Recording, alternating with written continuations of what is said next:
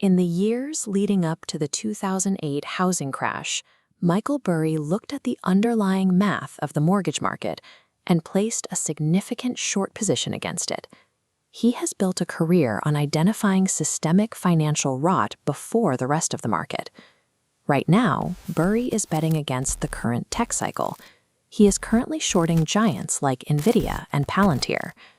These positions have been so controversial and the market so exuberant that as his fund value dropped, he actually lost his registered status as a major investment advisor with the SEC. It raises a difficult question. Why is the man who spotted the biggest financial illusion of our time betting his reputation against what many consider the greatest technological boom in history? For most users, the AI boom has been defined by a simple, low-cost experience. For a flat $20 monthly subscription, you get near unlimited access to tools that generate code, art, and text on command. Recently, however, that experience has started to degrade. Across platforms like Claude and ChatGPT, users report severe new rate limits, throttled processing speeds, and quietly disabled features. Rather than technical glitches or software bugs, these restrictions represent a series of financial maneuvers intended to stop an accelerating cash bleed. This suggests the industry's current struggle is less about code and more about capital. The high consumer demand we see today rests on an economic foundation built by heavy subsidies. To understand the pressure on these companies, we have to look at inference costs. This is the raw computing power required to process a single user prompt. Currently, every complex task an AI performs costs the lab significantly more than the fraction of the subscription fee it consumes. This chart shows the internal math for Anthropic, one of the leaders in this space. They have generated roughly $5 billion in revenue, but serving those prompts has cost them $10 billion in computing expenses.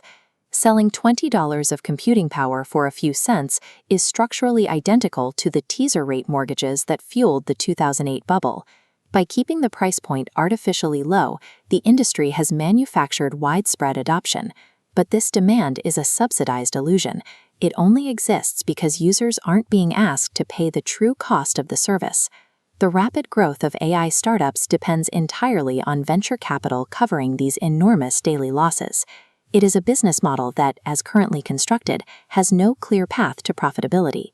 If the end users aren't paying for it, we have to ask exactly where the cash is coming from to build a projected $5 trillion in AI infrastructure. The money moves up a strictly defined chain. Unprofitable AI startups burn their remaining venture capital to pay major labs like OpenAI for model access. The labs then take that revenue and immediately pass it to hyperscalers like Microsoft and Amazon to pay for multi-billion-dollar cloud computing contracts. In turn, the hyperscalers contract with data centers to build the physical infrastructure and buy high-end computing chips. The vulnerability lies in how that construction is funded. Developers are financing 200 gigawatts of new data centers, not with tech profits, but through substantial debt instruments like private credit and asset-backed securities. This ties the tech boom directly to the traditional banking sector. Global institutions like Japan's MUFG and SMBC are now heavily exposed through trillion-yen credit lines to data center developers. The entire ecosystem has become a leverage chain. Substantial banking debt is now balancing on the backs of unprofitable $20 monthly subscriptions. The financial adjustable rate is hitting the market now. As venture capital sources tighten, AI labs are being forced to strictly cap user tokens and raise their prices to reflect reality. This triggers the first domino. As the cost of the service rises, consumers and businesses cancel their subscriptions, finding the restricted tools are no longer worth the investment. AI startups, already operating on razor-thin margins, fail instantly as their user base flees and their API costs soar. The major labs then lose their primary revenue stream, leaving them unable to meet their multi-billion-dollar computing contracts with data center developers. Once the illusion of infinite demand breaks, the physical data centers are left with no revenue to service their substantial construction loans. Law professor Hilary Allen warns that this crisis differs from the 1990s dot-com crash. While that era saw losses concentrated in stock equity, today's infrastructure is built on debt woven into the global financial system. Because this boom is funded by loans rather than just cash, a default in the data center sector ripples outward.